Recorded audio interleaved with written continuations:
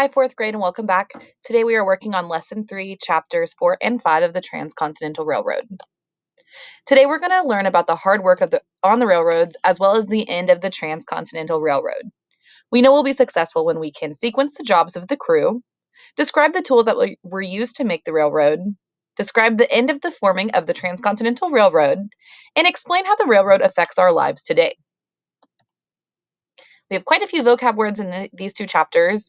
Our first one is graders, and these are not like getting a grade on a test. Graders were workers who level out railroads or roadways or any other kind of surface. So they call it a grader because they're making sure the grade is straight and level. Next word is ties. These are pieces of wood that help support the rails. Next are gorges. These are narrow spaces between rocky cliffs. Our next word is granite, and maybe we've heard this because of science, but this is a hard stone that is created as a result of volcanic activity. Stockholders are people with a financial interest in a company. And our last vocab word is a telegraph. This is an instrument that uses electrical signals in the form of coded signals to quickly communicate over large distances. Remember, this is way before telephones or cell phones. We are going to start with Chapter 4, Working on the Railroad. Crews worked on the railroad in groups. Each group had a specific job. First, surveyors mapped out the route. Graders then cleared rocks and trees from the path and leveled the path through hills and over gaps. Another crew laid the rails. Right behind the rail layers came workers who hammered the spikes and rails into place. And finally, another group called track liners made sure the track was straight. So make sure you pay attention to this page because your journal question today, you're going to be sequencing. Remember, sequencing is first, next, then, and last, how the crews worked together to form the railroad. Union Pacific workers laid between 1 and 2 miles of track every day. And a Union Pacific Railroad crew worked on a rough section of ground here, as you can see. Tools for a tough job. To get all of this work done, crews had only shovels, sledgehammers, wheelbarrows, picks, plows, and their bare hands. Teams of oxen pulled a board across the ground to smooth it out. Horses pulled wagons loaded with iron rails. Each iron rail weighed 560 pounds. Under the rails were wooden ties. Workers drove thick iron spikes into place to connect the rails to the ties. And here you can see workers use picks and sledgehammers to dig a tunnel. The Sherman Summit. The Transcontinental Railroad's builders faced many obstacles along the route. They had to blast through rock and cut down trees. One of the most difficult jobs was conquering Sherman Summit in Wyoming. The summit between the towns of Laramie and Cheyenne was the highest point on the line. Workers had to fill gorges, build bridges, and dig out tons of dirt before they could lay the track. And here it says workers cleared large rocks to build the summit. And it was named for General William T. Sherman. The Sherman Summit was 8,242 feet high. Wow. I can imagine the hard work that they put in to be able to do that. Tunneling through the mountains. Central Pacific workers had to dig 15 tunnels through the mountains. To do this, they dug small holes in the rocks. Workers filled the holes with blasting powder or dynamite and then lit the fuse. The explosion blew the rocks to bits, which were then removed. Before workers started using dynamite, they carved out only 8 inches of rock a day. Many workers died blasting through the mountains. It's very dangerous to be working around dynamite in these mountains. The Summit Tunnel. The Central Pacific Railroad workers had the toughest job of all. They had to cut through the granite, so remember that's that stone made from volcanic rock, of California's Sierra Nevada mountain range, which they reached in 1866. Winter blizzards and working along the edges of steep cliffs made the construction even harder.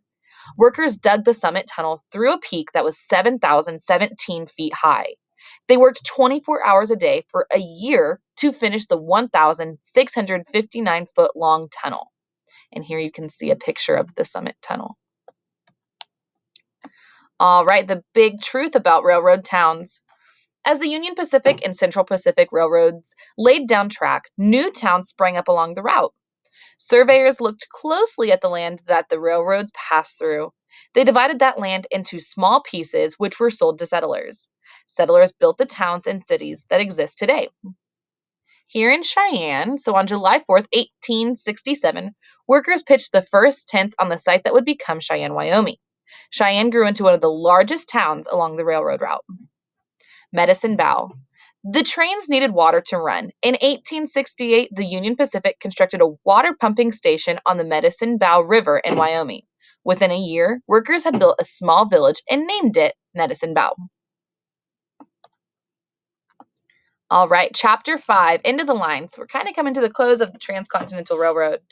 And here in our picture, it says Mormon workers cut a tunnel through the rock at Utah's dangerous Weber River Canyon. In the spring of 1868, railroad workers got some extra help. Swarms of grasshoppers had destroyed the crops of Utah farmers that year. Most of these farmers were members of the Mormon Church. With no other source of income, thousands of Mormons went to work for the Union Pacific. However, most workers never received the money owed to them. The company's Thomas Durant kept the money for himself and the railroad's stakeholders. Now remember, stakeholders are people who give money to some sort of company that they're interested in. So here it says Mormon workers prayed and sang at the end of the workday. Crossing the West. Early in 1869, the Union Pacific workers made it through Wyoming and into Utah. However, work on the Central Pacific line went slower until the Summit Tunnel was finished. After that, Central Pacific workers were able to pick up the pace and quickly laid rail across Nevada and into Utah. As the end of construction neared, workers were in such a rush that they left many parts of the railroad unfinished or poorly built. So here you can see a Central Pacific crew at work in the mountains, and fast workers could put 4 28-foot rails in place every 4 minutes. Wow, that is crazy. Bad behavior. The building of the Transcontinental Railroad was a huge project that involved many people both on and off the tracks. Behind the scenes, lawmakers and railroad officials got richer by the day as they stole money. This caused problems for workers because the stolen money was not being spent to buy the proper tools needed to build a safe railroad. And here it says, without proper tools, many bridges along the railroad's route were not built to be safe enough for travel. Race to the finish.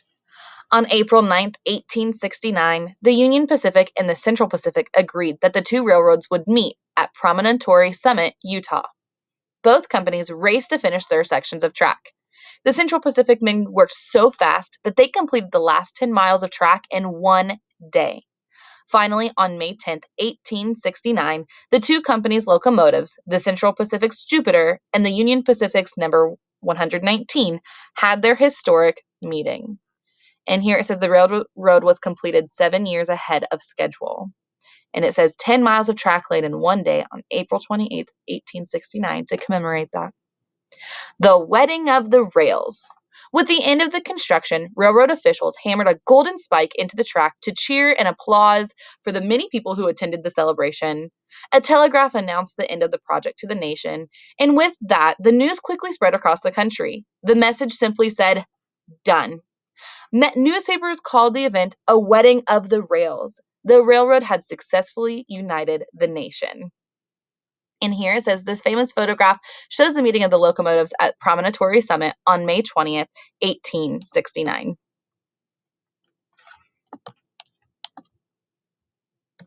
Across the continent. The completion of the Transcontinental Railroad affected almost all parts of American life. People could now travel from New York City to San Francisco, California in 7 days. While they were in the West, many people took advantage of an 1862 law that gave land to those willing to settle there. Soon, millions boarded the trains and started new lives. The United States was growing as Western territories such as Utah and Montana became states. Home shopping. The Transcontinental Railroad helped businesses grow too. Now companies could send goods such as bathtubs, sewing machines, and other products to settlers in the West. During each of the railroad's first 10 years, trains shipped $50 million worth of goods from coast to coast. Mail could also be carried from one side of the continent to the other. Up here says settlers in the West could order everything they needed for their homes and farms from the Sears, Roebuck & Co. catalog. Maybe that still sounds familiar. Timeline of the Transcontinental Railroad. So on July 1st, 1862, President Abraham Lincoln signed the Pacific Railroad Act. On January 8th of 1863, the Central Pacific Railroad begins construction in Sacramento, California.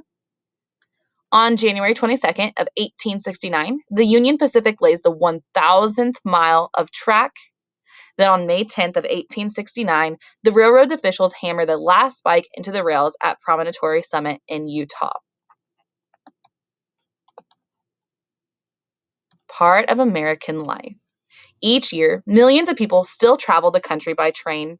Railroads continue to transport goods such as coal, grain, and automobiles across the nation. Along the routes that are no longer used, tracks have been removed to make way for hiking and biking trails. Today, hikers and bikers can still enjoy the same sights that travelers saw from the windows of Transcontinental Railroad trains about 125 years ago. And here it says hundreds of miles of the original Transcontinental Railroad line still exist. And today, this formal railroad tunnel is used by bicyclists and hikers. True statistics. Number of men who worked on the railroad from 1863 to 1869, there was 20,000. The total length of the railroad was 1,776 miles. Price of a first-class train ticket from New York to San Francisco in 1870 was $136, so that's about equivalent to $2,288 in today's money. Most track laid in one day was that 10-mile long from the Central Pacific Line on April 28th. And the length of a workday was either 8 to 12 hours. Daily salary of Chinese workers was $1 a day, but monthly salary of Irish workers was $35 plus living quarters. Typical meals that the workers ate was beef, pork, potatoes, onions, crackers, and coffee. So did you find the truth? The true one was that the Transcontinental Railroads crossed Native American lands. The false one was that immigrants did not help build the Transcontinental Railroad. And here's a Central Pacific Railroad train schedule. All right, and here is all of our vocab words that we used in our glossary, in our index in case we needed to use it to go back and find important items of when they were mentioned. Great job today, fourth grade. For your journal today, we're going to be using page 27, and we're going to sequence the events that the crews had to use to create those railroads. So make sure you go back in the text, use your text evidence, and we're going to sequence what happened first, next, then, and finally. Awesome job today, fourth grade. See you again soon.